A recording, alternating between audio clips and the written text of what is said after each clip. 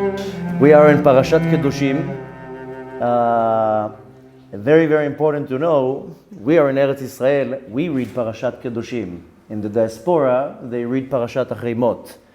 Yesterday we posted online the Zohar class of Kedoshim. We got a lot of emails. Whoa, why are you going to Kedoshim? Because you are in Achreimot, we are in Kedoshim. For us, Pesach ended on Friday, so Shabbat was a parasha.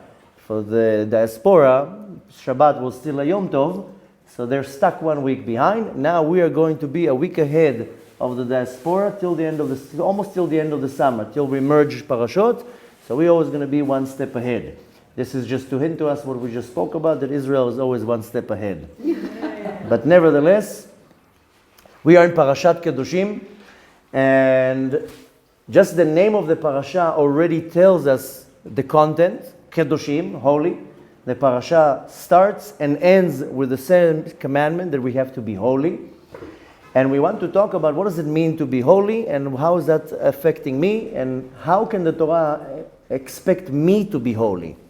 When I go to a great rabbi, not too long ago, I went to visit Rav Abuchatzera, David Abuchatzera in Nahariya, and you look at the person, it's a man, but you see Kedusha. Kedusha, holiness. You're saying, Ze Adam Kadosh. This is a holy man. We don't call him Chacham, a smart man. I know many smart politicians. I know very smart lawyers also. But we don't call him a Chacham or a great scholar. Tzaddik. And what do we call him? Kadosh. Kadosh is not necessarily holy. Kadosh is also mainly is separated.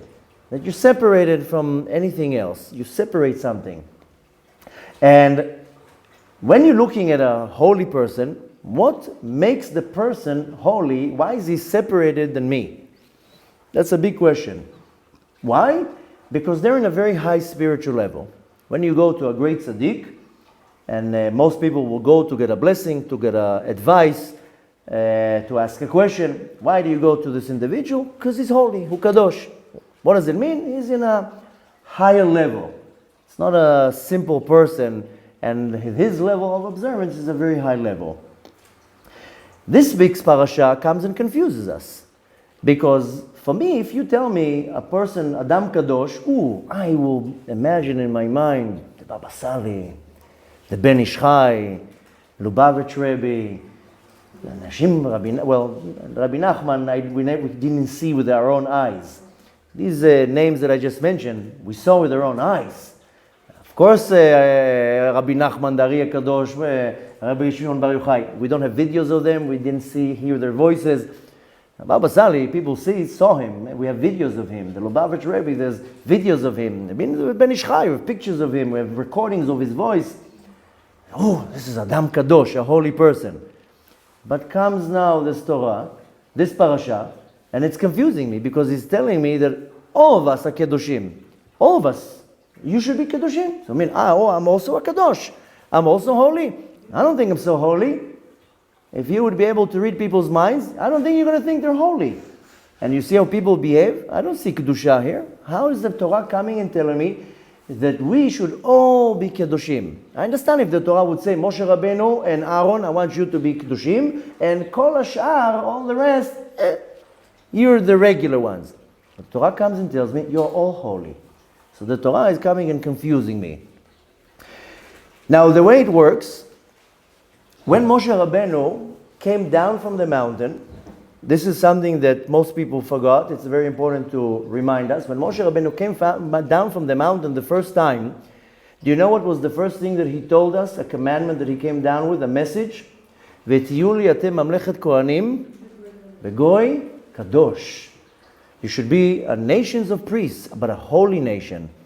This is where the commandment comes that we have to be a light to the nations. Something that was neglected for 3,400 years.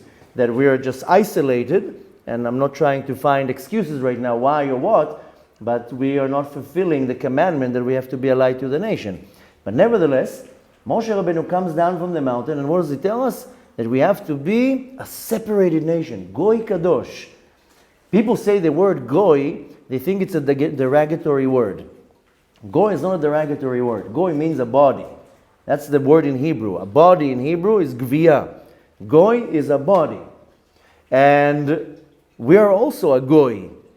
We're all goyim. It says in the Torah, Ki goyim ha'item be'eretz nochriya. We're also. But the Torah comes and says, you are goy kadosh. You are separated. Exactly like here in Eretz Israel, when we separate ma'asrot, then you separate a piece. This goes to the Kohen. This is kadosh. This is hekdesh. Moshe Rabbeinu comes down from the mountain. He tells you have to be a goy kadosh. Now imagine what's going on 3,500 years ago. Everybody's looking at each other. Kadosh. What's kadosh? Moshe, can you tell us what it means to be kadosh? Moshe Rabbeinu says, yes, it will take me 40 years to explain to you, but you have to be kadosh. Okay, what is the purpose of a Jew? To be kadosh, to be holy. This is what Moshe Rabbeinu comes down with a message from the mountain. Okay, so everybody's turning to Moshe. But how? How do I have to be kadosh? What does the Torah want me to do in order for me to be kadosh? And especially I'm not worth saying the word holy, because holy doesn't justify the name kadosh. Because kadosh really means something that is separate from others. Now we had Pesach, we prayed in Tfilat Musaf, Atam bechartanu mikol ha'amim. You have chosen us from all the nations. Ahavta otanu, ratzita banu, and so forth. Romamtanu mikol ha'lashonot. You loved us, you separated us, you elevated us. Hashem separated us. Does it mean that I'm better than any other person? No. It just means that Hashem separated us. To do a certain task, it doesn't mean that Hashem loves me more than somebody else. Nevertheless, Moshe Rabbeinu comes with a commandment. Now we're standing with our mouth open. How am I going to be kadosh? What's the definition of being kadosh? Comes Parashat Kedoshim and explains to us. Very simple. We have a very short parasha, 60 chapters. One of the most shortest parashot in the Torah, but nevertheless packed with mitzvot. 51 mitzvot in one parasha. Now it's not the parasha that has the most mitzvot, but if you're looking in ratio, because the parasha is extremely short, so for the length of the parasha, we have the most mitzvot in such a short parasha. But nevertheless, comes Parashat Kedoshim and says, I will explain to you how to be kadosh, how you do your job. Now, Rashi says that the parasha is one of the yesodot of the Torah, the foundations of the Torah. It's hard to say the most important parasha, because one can argue, one can say maybe Torah is the most important, is the Ten Commandments, maybe Parashat Beshalach, we go out of Mitzrayim, maybe Parashat Bereshit, the creation of the world. But Rashi says this is one of the yesodot, the foundation of the Torah, which is Parashat Kedoshim, an extremely important parasha. In most cases we read it attached to Achreimot. This year we have the pleasure and the honor to read it separately. Comes this parasha and is teaching us how can I be kadosh. Now not only how, that the Torah is telling me you are and you can. The Kedoshim is not necessarily the Baba Sali or Rabbi Shimon Bar Yochai or the Ari Kadosh. This is another funny way of saying it. When we're referring to some holy men, we call them Ari Kadosh or Achaim Kadosh. Why? They're separated. Nevertheless, all the mitzvot that we do in the Torah are very important, but they're part of one title, one essence. And that is to be holy, to be kadosh. And this is where it comes to confuses us, because not only the tzaddikim are kadoshim, also us, we are also kadoshim. Now go figure out, what does the Torah want from me? I am kadosh. I don't know about you. I can only tell you about me. I don't think I'm so holy. I don't think I still have my thoughts. I think I have my desires. I still have all sorts of internal battles with my midot that I have to fight all day long, of anger and being jealous, judgmental, impatient, and angry. I don't think I'm so holy. I'm trying, but who says that I'm kadosh? So we have to now explain, what does the Torah want from me? Because really, when you're thinking about it, how can you be holy? You're living in this world. Constantly things are triggered in front of you that will cause you to lose your anger, to be impatient, to be judgmental, not to do a certain mitzvah. It's not only my midot. Sometimes a person can come to you and ask for tzedakah, and you don't have a good day this morning. You didn't wake up on the right leg. Get away from here. I don't want you. Leave me alone. Whoa, why are you attacking the poor person? He just wanted a few shekels to buy something to eat. Why are you missing this opportunity to do a mitzvah? So, before, technically and actually, how can I be kadosh? I'm living in this world. I'm distracted all day long with a lot of distractions. I have to pay my bills, my mortgage, my rent, my car loan, whatever it is. I have to work. If I have to work, I'm outside in the streets. How can I be so holy?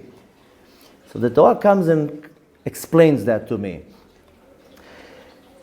When you're thinking about this mitzvah of being Kadosh, it seems like it's above our ability. If you, what they say in English, let's cut to the chase. No, let's not pretend. Some people pretend that they're holy. Okay, if you want to pretend, that's your problem. But when you're looking at practically, how can I be Kadosh? How can I become one? So, this specific mitzvah that we read in this parasha, that we all have to be Kedoshim, it says, Daber el kol adat b'nei Israel. Speak to all the congregation of Israel. That's how the commandment is. There's only twice in the Torah that Moshe Rabbeinu was instructed to gather everybody. One of them is in Vayakel, Parashat Vayakel, gather everybody together. And in this parasha, it was never said like that. This is the second time, it's actually the first and only time that Hashem tells Moshe, Daber el kol adat b'nei Israel. In Parashat Vayakel, Moshe says that, and he gathers everybody. This is the first and only time that Hashem instructs Moshe, gather everybody, I want you to tell this commandment to everybody together. And what's so special about this commandment? The commandment, of course, is Kedoshim tiyu, you have to be holy. And why specifically this parasha? Hashem wants from us something, obviously.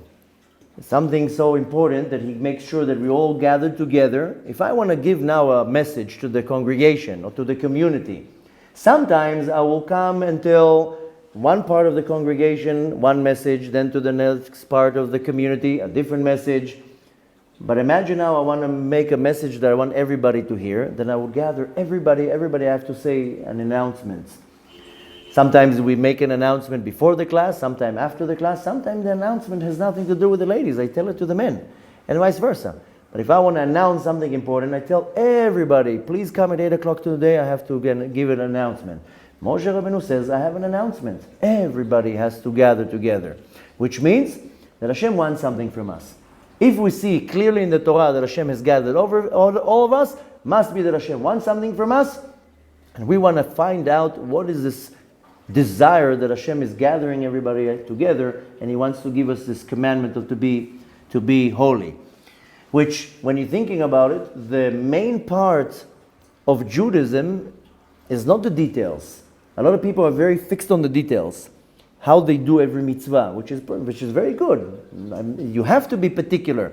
You can't invent ways to do the mitzvot. But the main part of Judaism is not the details. The details are creating it. Rather, it's the klal, the general part, that all the details are making one big essence in Judaism, and that is that Hashem is commanding us to be holy. And again, Hashem separated us from the nations, and fairly Hashem also went to all the other nations and offered them the opportunity. But nevertheless, Hashem segregated us and He separated us. And He says, I want you to be Kadosh. I want you to be holy. Just that we understand how the situation worked, the Talmud in Masechet Eruvin comes and tells us how it worked. Moshe Rabbeinu gave us the Torah. Now, we know that the nation of Israel was in the desert for 40 years. They didn't get everything in one shot. They got the 10 commandments. And then every day Moshe Rabbeinu would go out of the tent and start teaching another halakha. 40 years it took them. It wasn't that they got it all in one shot and then they were just hiking in the desert. The Talmud says in Tractate Eruvin, Moshe Rabbeinu would go into Ohel Moed, into the tent. He will hear a few halachot from Hashem, come out, and then he would call Aaron HaKohen. And he would teach it to Aaron HaKohen, one-on-one. Then they will call the sons of Aaron HaKohen, and Moshe Rabbeinu would teach it to the sons of Aaron, and Aaron was present there too. So for Aaron is already the second time that he heard it, for Moshe Rabbeinu, the third time, for the sons of Aaron, first time. Then they would call in the Shivim Zkenim, the elderlies, and Moshe Rabbeinu again will say that. And then it means Aaron already heard it 3 times, the sons of Aaron 2 times and the Zkenim the first time. And they would so forth give it over till it will come out to the nation, and that didn't come out. Moshe Rabbeinu was the head of the yeshiva, but he wouldn't teach everybody. The Shivim Zkenim would go out and start spreading the word. and the message went, so to say, in groups. It didn't come in one shot. This parasha was given in a ma'amad, in a congregation that is together. Vayakhel. Everybody has to stand there. It wasn't that Moshe said, Aaron, let me tell you, let's tell the sons of Aaron, let's tell the Shivim Zkenim. Moshe comes out of the tent, everybody come together. So we know that this parasha was said b'ma'amad vayakhel, in a state of everybody has to be gathered together. And comes many questions in our commentary. Why dafka this parasha had to be said in a position of vayakhel, that everybody's there? So the Al-Sheikh says, you know why? So nobody can come and say, I wasn't in that meeting. Because when the Torah says, Tiyuk atem kedoshim, kol adat b'nei Israel, all the congregation, all the nation has to be holy. Now Sheikh says, if somebody would not be there, say, hey, it wasn't talking to me. So you know who's there? Moshe Rabbeinu, Aaron HaKohen, so to say the top of the nation, and all the way to the most simplest people, children, women, everybody was there. So nobody can come and say, Hashem wasn't talking to me. Oh, no, Hashem was talking to you too. When Hashem says to be Kadosh, you were there too. Kol adat b'nei Israel. So in this specific commandment, there's no difference between Aaron and Moshe Lezuchmin that was just sweeping there the floor. Everybody's the same when it comes to Parashat Kedoshim. Now, what's not so clear in this parasha is that there isn't a specific mitzvah in this parasha that explains to me what it means to be Kadosh. There's beautiful mitzvot in this parasha. V'ahavta l'cha kamocha. There's simple mitzvot like shatnez, can mix wool and linen, can steal, can lie. I mean, there's beautiful mitzvot. But from all 51 mitzvot in this parasha, there's not one specific mitzvah that tells me, do this and this is how you're going to be holy. I understand many other of the mitzvot. There's the mitzvah of leket and pe'ah, and there's a lot of mitzvot. I told you, 51 mitzvot in one short parasha. 60 psukim, that's the whole parasha. This Shabbat, Kriyat Torah will go very fast. But nevertheless, what's not so clear in this parasha, that I don't have a specific mitzvah that defines, this is the mitzvah that will make you holy. So this is a very basic question. Okay, you just told me, Kedoshim tiyu, be holy. How? What do I need to do? What is the commandment for me to be holy? Now, in order for me to understand what it means Kadosh, or Kedusha, holiness, I need to first understand what's not Kadosh. That's the easiest way to figure it out. If I know what is not holy, then I'll know what it means to be holy. So what is not holy? What is lo Kedusha? What is something that is not holy? So there's a story about a certain individual, was a great tzaddik, and he wanted to know who's going to be his neighbor in Gan Eden. Because he knew, he was a humble individual, but nevertheless, he knew he's a tzaddik, and he knew he's a great scholar in the Torah, and he was very curious. I wonder who's going to be my next door neighbor in Gan Eden. So he made what's called a she'elat chalom, that you ask a question before you go to sleep, and you know what? In his dream came the vision of the person and the name and the location where the person lives. Ooh, he wakes up in the morning, I want to go and meet my future next door neighbor. He packs his bags, takes the horse and buggy, and he goes and travels to the city, to the little town where he saw the vision where that person is. He comes to the town, all excited, and he tells them, where's the tzaddik? Where's the tzaddik? They're telling him a tzaddik. There's no tzaddik in this town. Ah, no, come on, no, the great Moshe had tzaddik. Sir, we think we have a mistake here. There's no tzaddik in this town. This is a very simple town. People here are farmers and very simple people. We have some people who, the very, very basic people. We have a shoemaker, we have a shochet. I mean, we don't have any tzaddikim here.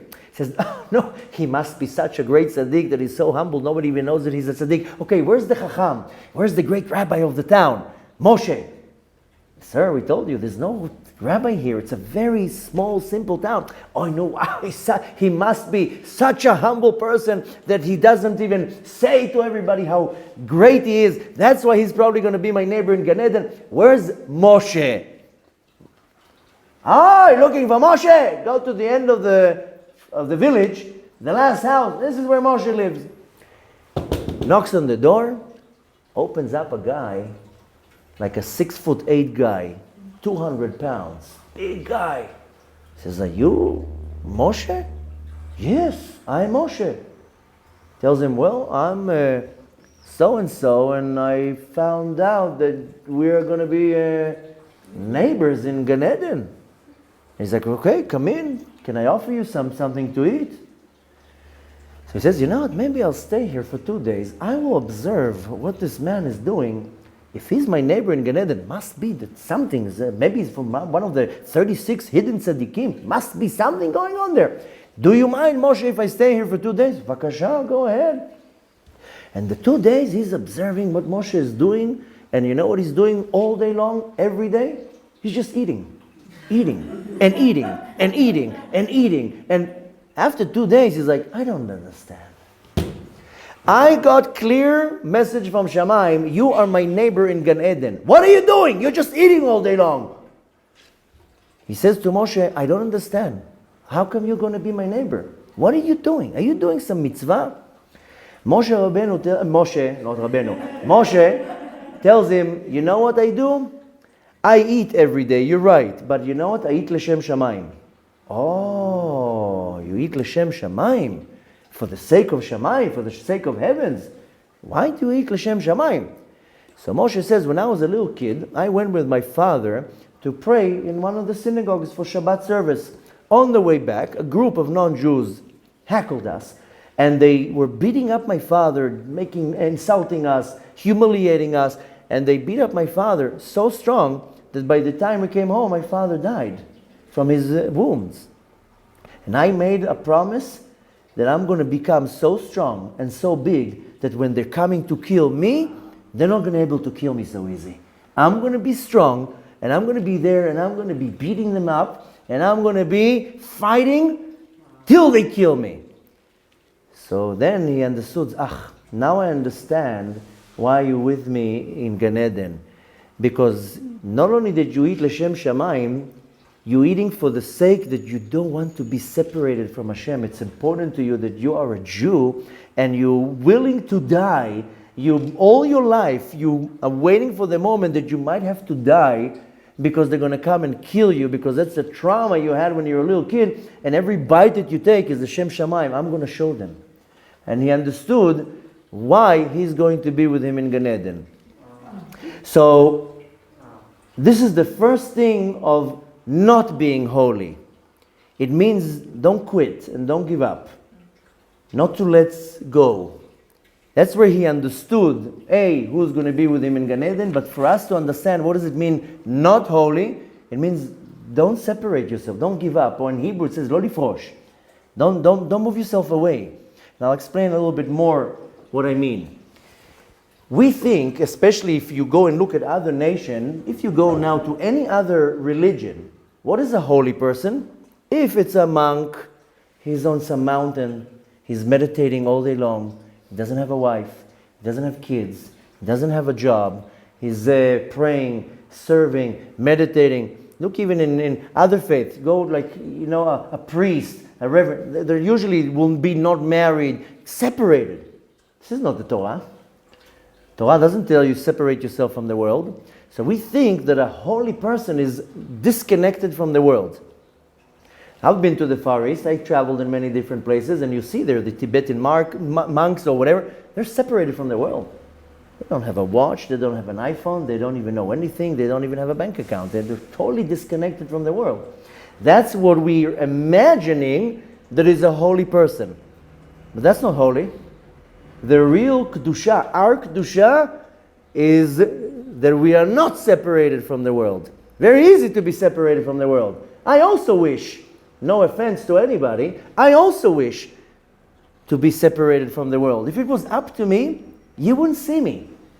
I would be in some moshav on some mountain here in the Golan with a little goat to have what to drink, and I would sit and learn Torah all day long. That would be my wish, by the way.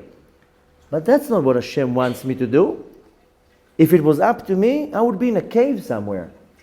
And I would have a few tomato bushes and some cucumbers, and I told you maybe a goat to have some milk, and I would live very simple. Don't have to wear suits. I would wear some jalabia and eat a little bit of bread in the morning and say, learn Torah all day long. Who needs this headache? Who needs to run to the bank twice a day and pay bills and deal with the world? But that's what Hashem wants from me. I can easily do it, hypothetically. I can go and buy myself a little tent and stick it in some mountain here in the Golan. No problem.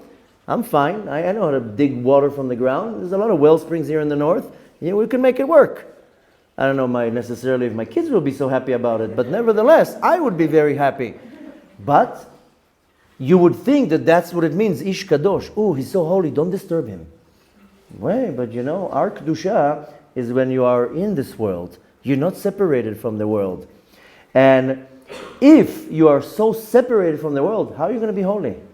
How are you going to deal with the world? If nobody's annoying you, how can you control your anger? If nobody's in your face all day long, how can you control and refine your midot? Very easy to be. If I'm going to be on some mountain here in the Galil, of course I'll never get upset. Why would I get upset? Who will upset me? The flowers. So, when do I get upset? Whoa, when I'm in a city and I'm standing in line and this guy's pushing and this guy's taking, and then I have to deal with my anger, and whoa, no, hold your mouth. Don't start slandering, don't start lying and cheating and looking to the wrong direction. Oh, now let's see you being holy. Not when you're in the middle of nowhere. In Hebrew we say, ma chokhmah. Put somebody now in the middle of nowhere. What's the big deal to be so holy? Let's see you be holy when you're in the middle of the action. Oh, zeh chokhmah. Let's see now the wisdom here. So, going back to our parasha, the parasha starts with a lot of mitzvot. If you notice, they start with very easy mitzvot. Why very easy mitzvot? I hope you maybe review a little bit the parasha before you come to the class, that it's not so foreign. But the mitzvot in the beginning of the parasha, very, very easy mitzvot. Why easy? So it will be easy for me to stay in the game. If it would start right away hard, that's too much for me. When I became observant, I didn't do big mitzvot. I didn't observe Shabbat. It took me 3 years before I started observing Shabbat. Shabbat was too much for me. I would just hear the word Shabbat, I started hyperventilating. You know what I used to do as mitzvot? I used to wash my hands and say, Asher yatzar et adam b'chokhmah, when I went out of the bathroom. That was for me, that's it. That was enough mitzvah for the day. I would do very small mitzvot. Same thing here. The parasha starts with easy mitzvot to keep you in the loop, to keep you in the game. And the parasha is coming to tell you, if you follow all the mitzvot in this parasha, is fulfill the Torah, but with regular life. Follow the Torah, but live a normal life. Have a job, have a house, eat, bathe. Live your life like a normal human being, but with Torah and mitzvot. Don't pitom now become a Rabbi Shimon Bar Yochai. You are not Rabbi Shimon Bar Yochai. You will never be Rabbi Shimon Bar Yochai. Live in this world. And this is to be Kadosh. Let's see you in this world, fulfilling now the mitzvot. And the Torah comes in very, very soft. Let's start with the little ones. So, in order for me to understand again, what does it mean to be Kadosh? So I gave a little example what it means not to be holy. Now let's see what it means to be holy.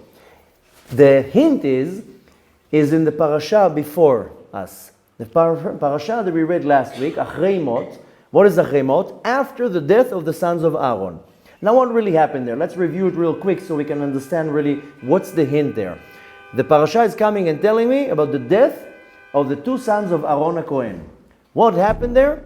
They build the Mishkan, everybody's excited, waiting for the day. Finally they erect the Mishkan, 7 days nothing happens. Aaron HaKohen is all trembling. He's afraid he's going to be now judged because he was participating in the sin of the golden calf. Finally, the 8th day, this unbelievable ceremony. Everybody's gathered, can't wait. And in the middle of the speak, boom, the 2 sons of Aaron die. Oh, how did you flip this whole day from such a joyous day to a day of mourning? Okay. So the whole parasha that precedes this parasha is talking about the death of the sons of Aaron. Now, what does the Torah explain to me that they died? The Torah, very briefly, in different places, it tells me 3 things. It tells me much more than 3, but 3 we're going to review. One of them, it tells me that what did they do? They offered a esh zara, a foreign fire. They came with a fire from somewhere. Whoa! What are you, a rebel? Who told you to bring this fire? Did I tell you to bring this fire? Why are you coming with esh zara? This is a rebellious act. And you're calling me Kadosh? That doesn't look so holy to me. Why don't you follow the orders? Next part in the Torah, what does it say? That they came into the service drunk. Oh, so not only that you are a rebel, you're a drunk too? You coming to the service drunk? What's going on with you? And the third explanation, what the Torah says, they didn't have kids. Oh, so now you don't want to take responsibility.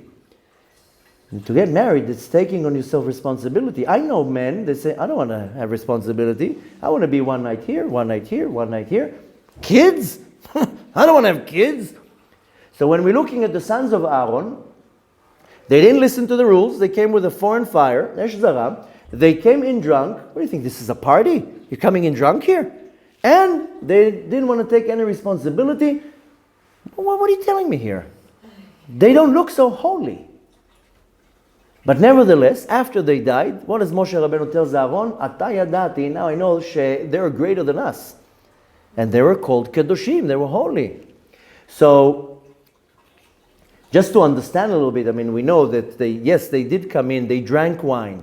And right away we got the commandment, this is the last parasha, right away Hashem says to the Kohanim, you can't come in with drinking wine. But nevertheless, you know, I'm sure you know the famous quote, Nichnas yain yatsa sod, wine came in, sod came out, same gematria of 70. But nevertheless, they didn't become drunk because they wanted to be drunk. They wanted to have a very high spiritual experience. So the point we want to take from that is that they wanted to be separated. There's another story in the Torah, more in the oral Torah, about a certain individual that also didn't want to be married. I'm sure you know about Ben Azzai. He was the student of Rabbi Akiva. Now we're mourning the death of the students of Rabbi Akiva. Rabbi Akiva, after 24,000 students died, there were left a few others, pillars, Rabbi Shimon, Rabbi Meir. One of them was Rabbi Ben Azzai. Now, Rabbi Akiva had a daughter, and he, of course, was looking for a good shidduch. He didn't go on J-date. He says, listen, I have a yeshiva, I have some good students here, and I want for my daughter the best of the best. So he goes to his student Ben Azzai, and he tells him, I want you to marry my daughter. Of course, the student of the Rebbe, you think he's going to argue? The Rebbe is telling me, of course. He says, of course, no problem. The Talmud actually says, it's more can be found in the Tosfot, that they actually never get married. They just got engaged. But nevertheless, he goes and he marries her. Not necessarily, don't get now to the point of if he got engaged or married, because the Talmud says they got married, the Tosfot says they never got married, they just got engaged. But nevertheless, Ben Azzai marries the daughter of Rabbi Akiva, and after a while he tells her, you know what, I thought about it, Chashka nafshi b'Torah, my soul is just yearning for the Torah, I can't be with you. And he divorced her. And he devoted his life to Torah. Now we all know what was his end. When 4 rabbis, 4 sages went into the orchard, into the Pardes, Rabbi Akiva went in peace and came out in peace, but Ben Azzai tzitz v'met. He died. So, Pardesh, of course, is the realm of Kedusha. So, we see the sons of Aaron HaKohen, they didn't want to marry, they wanted to be separated, they wanted to be holy. They drank a little bit of wine because they wanted to be elevated to a much higher spiritual level. As we said before, nichnas yain yatsa sod. You put in a little bit of wine, you open up some spiritual receptives. They didn't come here in a mischievous way. They just wanted to have a much higher spiritual experience. And nevertheless, they didn't want to get married. They wanted to be holy. Same thing with Ben Azzai. So if they were so holy, why did they die? Both the sons of Aaron and Ben Azzai, if they're so holy, so they shouldn't have died. They should have been the next leaders. You know that Nadav was shakul keneged kulam. Nadav was the first one. It says Nadav, in his level, was greater than Avihu, Elazar, and Itamar. That's why it says, if you're looking at the Parasha, it says Nadav, Avihu, Ve'avihu. Sorry, Nadav, Avihu, Ve'elazar, Ve'itamar. So Nadav, the Torah says, was greater than all of them. And then Avihu, they came in order. So if they're so holy, and let's also go to Ben Azzai, who was one of the greatest students that Rabbi Akiva had, if they're so holy, why did they die? Because the answer is very simple, because in Judaism, that's not how you become holy. By separating yourself, that's not how the Torah wants you to be holy. The Torah tells you very particular, I'm not interested here in a monk. I'm not interested in you going and being segregated from the world. I want you to be holy in this world, with your mortgage, with your problems, with your anger, with everything. Now let's see you be holy. So the challenge here of being a Jew is to be holy in this world. Very easy. Like I told you, I can go now and live on some mountain. I'll be very holy. I'll never get angry, because who's going to get me upset? I'll never be judgmental. What am I going to be? Judgmental at the goat? Of course it's going to be easy for me to be holy. I want to be holy here when I have to deal with this world. So that's the challenge. So what is not to be holy? Don't run away. Don't run away from the reality. The reality is Hashem put you here. And that's what Hashem wants you. So if this is the case, so what does it mean to be holy? I now understood what it means not to be holy. Don't run away. I have to be involved here. So what does it mean? What does it mean to be holy? So there is a story that I'm going to share with you, and then I'm going to give you the opinion, the way how the Ramban approaches it, which is just beautiful to see this approach. Many years ago, about 250 years ago, was a great scholar known as the Baal HaTanya. And at the time, he had a friend who was known as Rabbi Shlomo from Karlin. He was not the first in the dynasty of Karlin, but nevertheless, he was the descendant, and he was a friend with the Baal HaTanya. Great tzaddik. Some people have the zchut to learn a little bit from the teachings of the Karliner, or however they say it in the Yiddish accent. I'm not so good at that, but nevertheless, the teaching is unbelievable, and the Baal HaTanya and the Rabbi Shlomo from Karlin were very good friends. One time, Rabbi Shlomo from Karlin came to Liadi to visit the Baal HaTanya. Big meeting, the two tzaddikim are meeting together. They made a big feast. And this is, you're talking about Russia, Ukraine, very cold there. So what do you serve for food? You serve soup. Okay. Rabbi Shlomo from Karlin comes, they sit, and now suddenly the Rabbanit, the wife of the Baal HaTanya, says, I forgot to put salt in the soup. So she comes right before they take the soup out, and whoop, she pours in a nice amount of salt, mixes it up, and they're about to take it out. A minute later, the daughter says, oh my gosh, I forgot to put salt. So she goes and puts salt in the soup, mixes it up. A minute later, the cook there says, oh my gosh, I forgot to put salt. They put salt in the soup. And then the cleaning lady, and then the maid, and by the time it came out, it was like the Dead Sea. Okay. The Baal HaTanya starts eating, and he's looking at everybody, his good friend, Rabbi Shlomo from Karlin, his entourage, and he tells them, why aren't you not eating? So it says there must have been some type of a mistake, maybe too much salt went into the soup. It's very salty. What, you don't even notice? He finished already his soup, the Baal HaTanya. What is he answers? He tells him, when I was in Mazrij, the Baal HaTanya was a great scholar. When he was, I believe it was 18, don't take my word for that, I think he was 18, he was already a giant. When he was a bar mitzvah boy, he would teach Talmud in depth with Tosfot and Mefarshim to all the great sages. He was a brilliant mind. When he was 18, and again, don't take my word, I think maybe, I 99% think he was 18, not so relevant.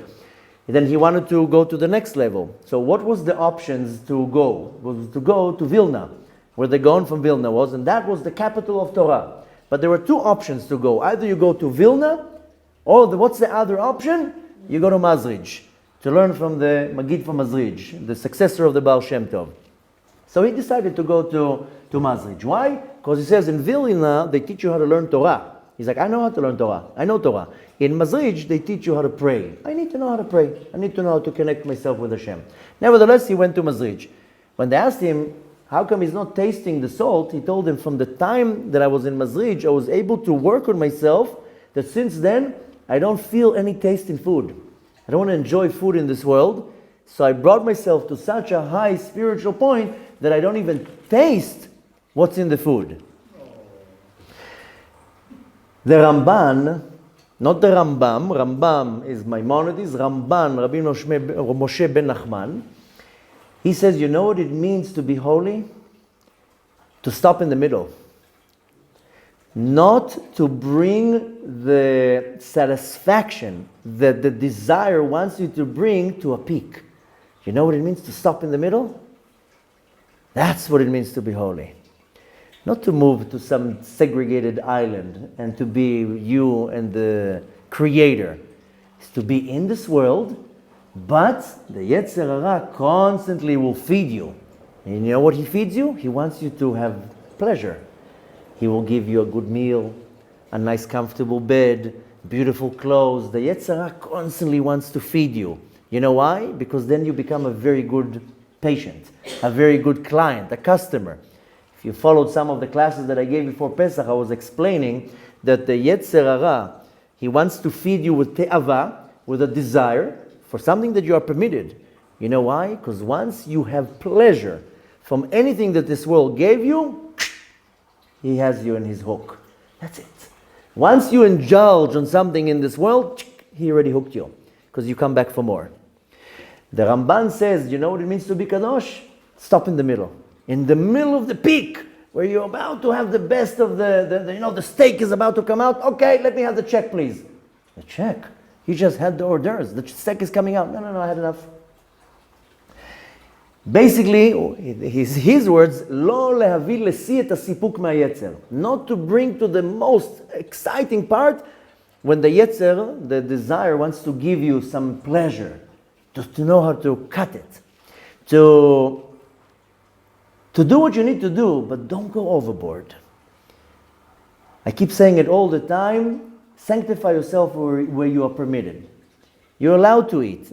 What it means, kadesh et atzmecha b'mutar lecha. Sanctify yourself where you are permitted. You are permitted to eat. It doesn't mean that you have to eat steaks every day. It doesn't mean that all day long you need to sit in restaurants and dine and, I want that wine and that wine. I also love food, but during the week I barely eat. Barely eat. Why? Shabbat, you can pleasure on the food. So, take something from this world, but don't go overboard. Don't let the world feed you, because we are so hungry for this good taste in our life. Everybody wants to have a good meal. Everybody wants to be dressed in nice clothes. Everybody wants to have a nice car, a nice home, a beautiful vacation. Pleasure here, pleasure there, of course. Why wouldn't you want to? Why would you want to go with an old phone that the model doesn't exist anymore when you can buy the brand new iPhone XT34 Turbo, whatever it's called? So our nature is to get the best of the best. But this is just the te'ava, the desire to have more and more and more. Kedoshim tiyu, be holy, what the Torah says. In Hebrew it's called me'upak. Restrained. Know how to, I don't need this right now. When I became observant, I had to change my life. I was 27, going on 28. I knew that to get into the program will take time. meaning to go into yeshiva and start learning Torah. I knew that will take time. But my practice in the beginning is to stop myself from jumping on things that I really, really want.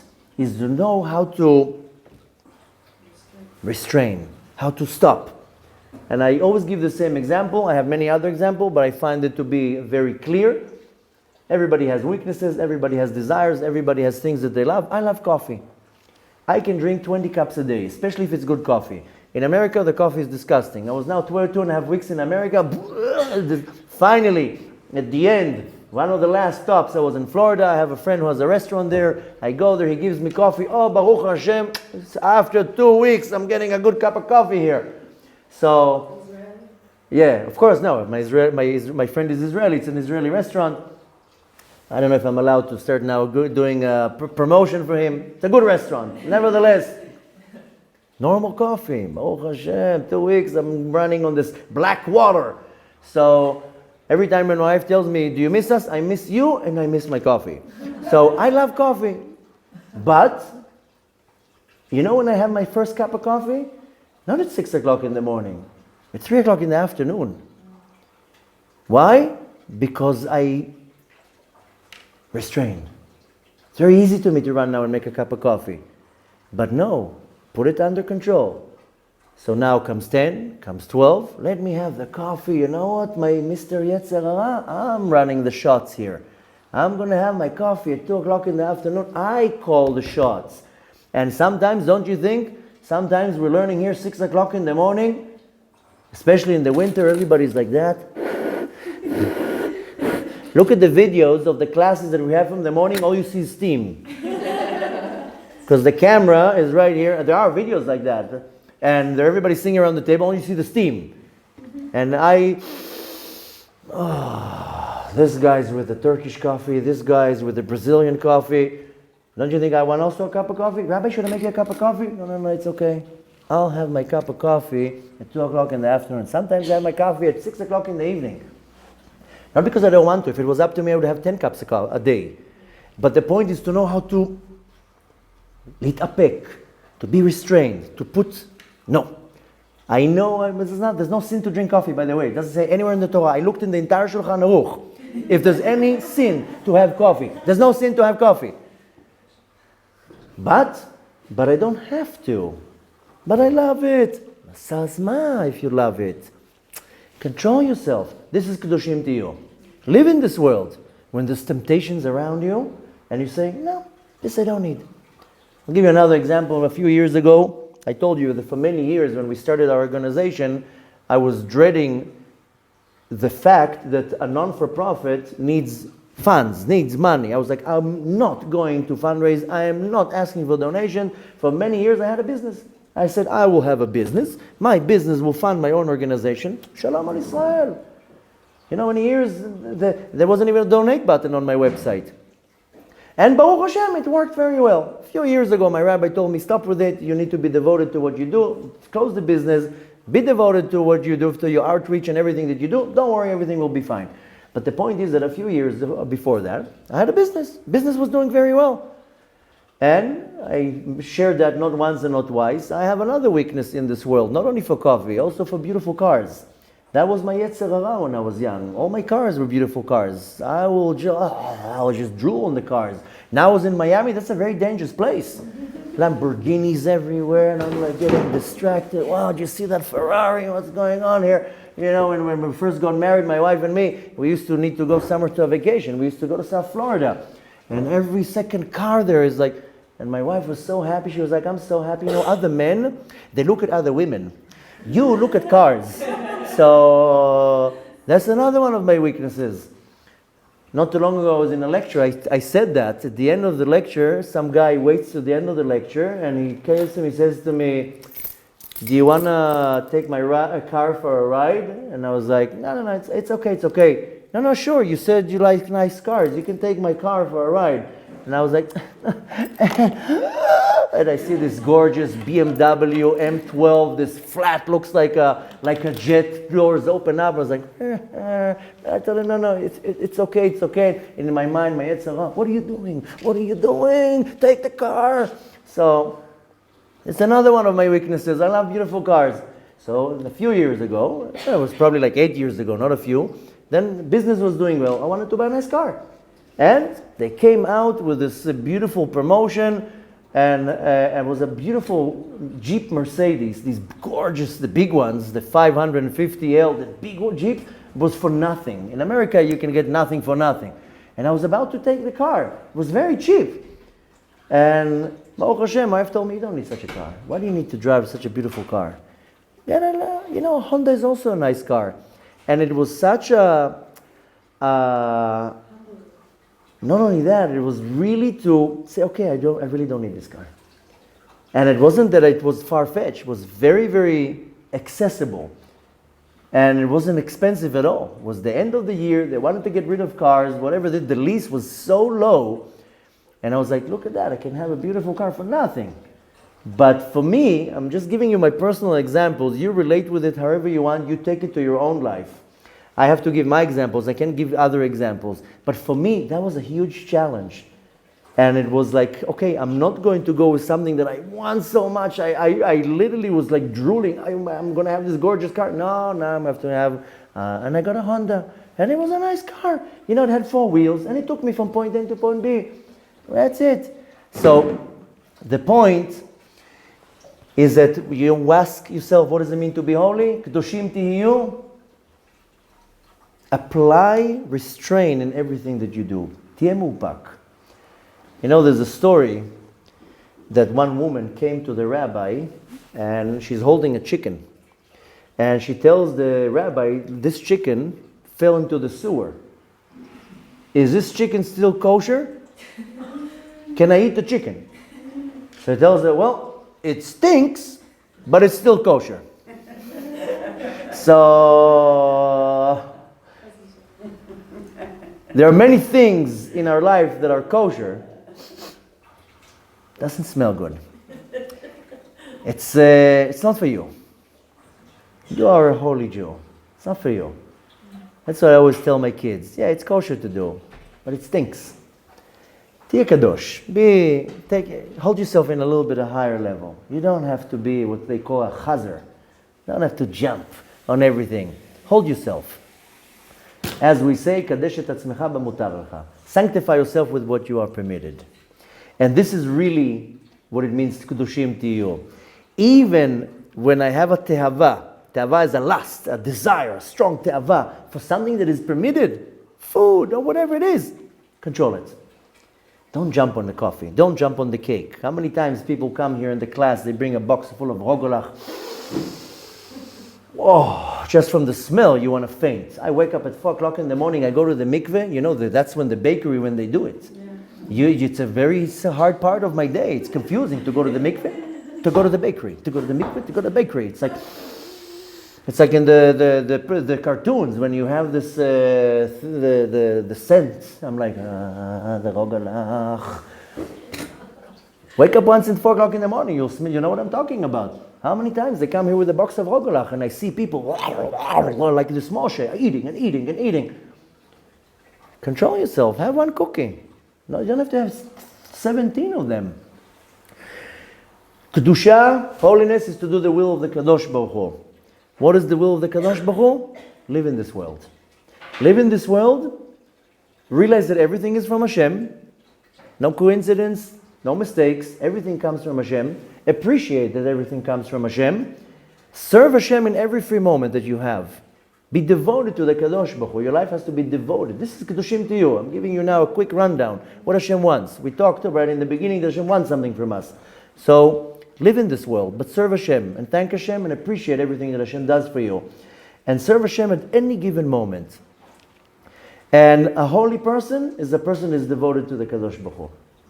With his anger, with his jealousy, with being judgmental, with being hurt, with being angry and sad and depressed and anxiety and fears, but you're still connected to Hashem with all the things that you have to deal with. And that's why the Parasha gives us very simple mitzvot. There's no big mitzvot in this Parasha. All of them are simple. You know why? To tell you that's the real Kedusha.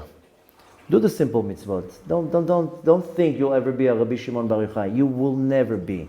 Hashem wants you to be a good individual, honest. What are the mitzvot in this Torah? Lo tignov, don't steal. Ve'ahavta l'recha kamocha, love another person. The mitzvah of tzedakah, giving leket and peah, leaving from your produce to the poor people. Look at the mitzvot in this Torah. Simple mitzvot. Don't have to be so sophisticated. That's Kadosh. You want to be Kadosh? You want to be separated? You want to be on the winning team of Hashem? Be a simple person and do it with all your heart. And don't jump on everything that moves, and definitely don't be a slave to your te'avah. You control your te'avah, even in the things that you are permitted. And you live your life in a much more clear and refined way. And that's how we fulfill this ultimate mitzvah, what Rashi says, Yesod Gadol b'Torah, the foundation of the Torah. To be Kedoshim, Tiyu Kedoshim, I have to be Kadosh. So that's it, very simple. Hold yourself in a holy manner, and we are fulfilling the mitzvah that is one of the most dear to the Kadosh Baruch Hu, of that we should be holy. Kedoshim Tiyu, Ki Kadosh Ani.